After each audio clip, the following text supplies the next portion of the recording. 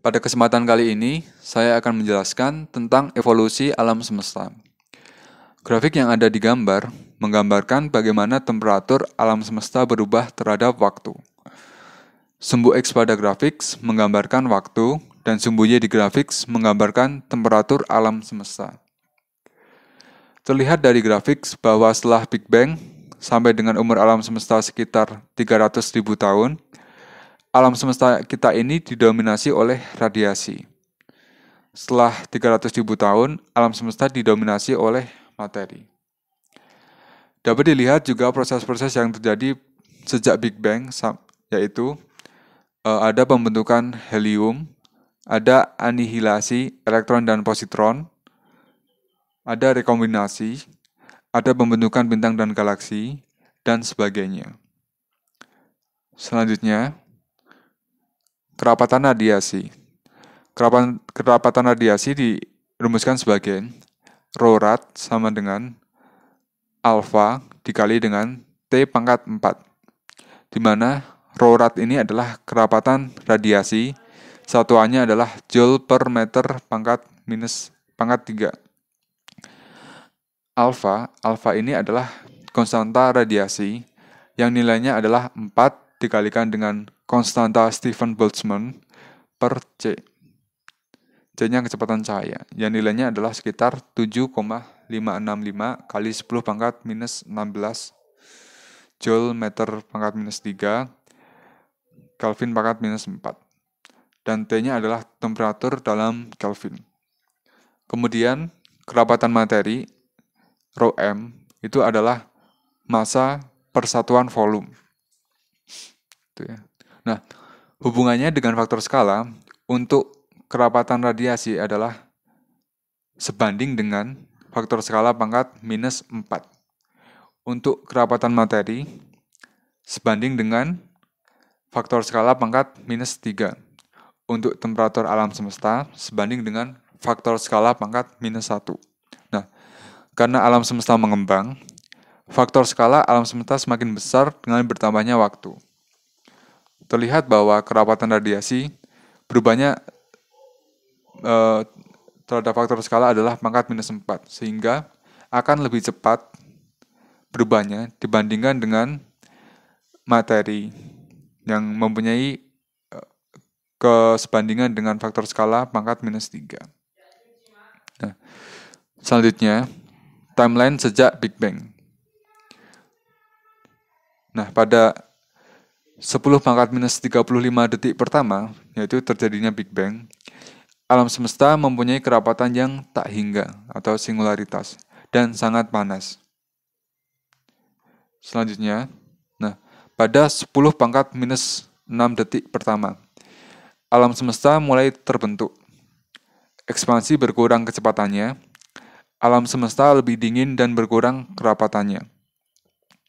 Gaya-gaya dasar mulai ada. Yang pertama adalah gaya gravitasi.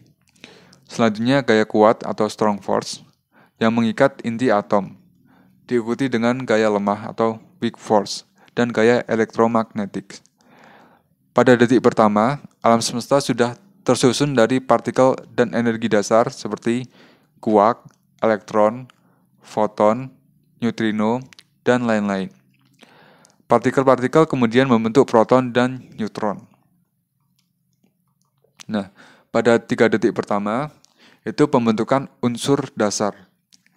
Proton dan neutron menjadi satu kesatuan untuk membentuk inti dari unsur dasar, yaitu hidrogen 1 proton, helium 2 proton, lithium 3 proton.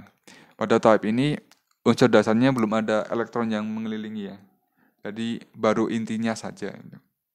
Nah, selanjutnya, pada 300.000 tahun pertama setelah Big Bang, materi mulai mendominasi.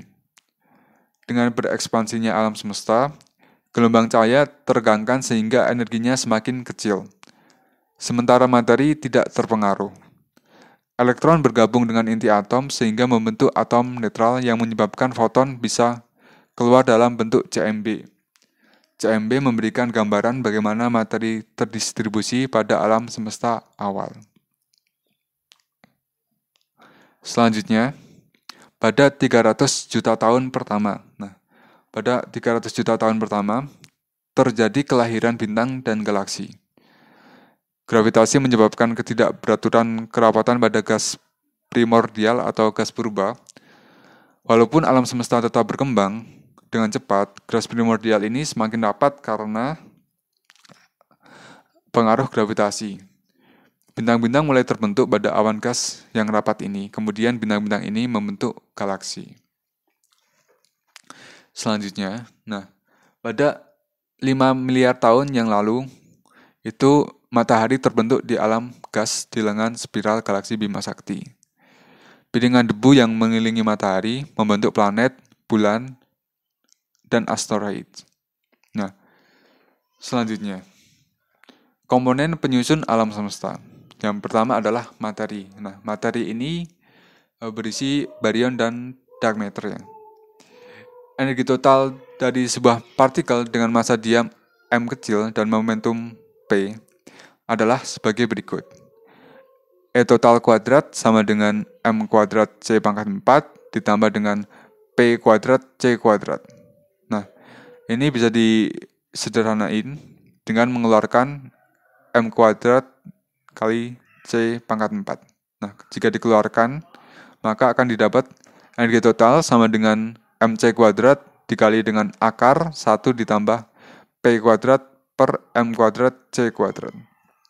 Nah, jika partikel bergerak dengan kecepatan jauh lebih kecil daripada kecepatan cahaya, atau dengan kata lain, nilai dari momentumnya lebih kecil daripada m kali c, dan maka energi totalnya bisa disederhanain jadi berikut, yaitu energi total itu mendekati mc kuadrat ditambah setengah p kuadrat per m, atau sama dengan mc kuadrat ditambah dengan setengah mv kuadrat. Nah, energi total ini selain dinyatakan sebagai persamaan awal di atas, juga bisa dinyatakan sebagai energi diam ditambah dengan energi kinetik. Nah, energi diam ini adalah mc kuadrat ya. Energi kinetiknya adalah gamma mc kuadrat.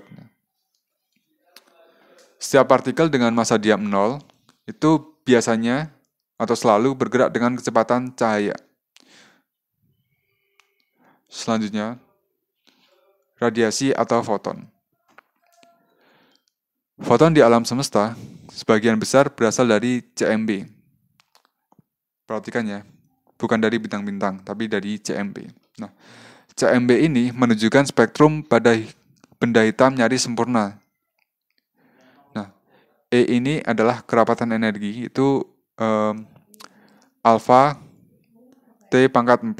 Dengan alfa ini adalah konstanta radiasi, yang nilainya 4 kali konstanta Stephen Boltzmann dibagi dengan kecepatan cahaya, atau sama dengan 7,565 kali 10 pangkat minus 16.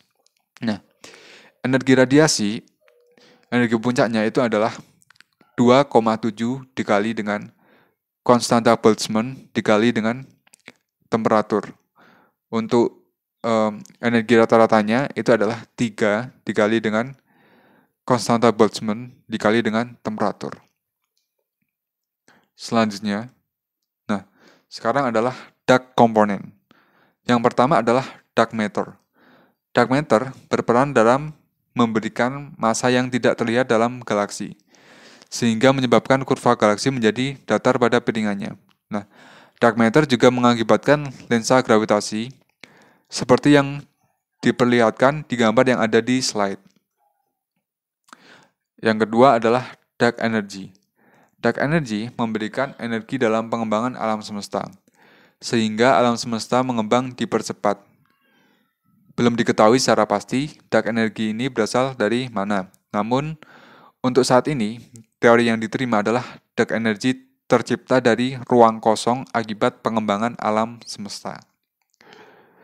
Dapat dilihat proporsi komponen penyusun alam semesta, bahwa dark energy memiliki total sekitar 74%. Dark matter memiliki total 22%, atom dan materi yang kita kenal hanya 4%, dan sisanya adalah radiasi atau foton.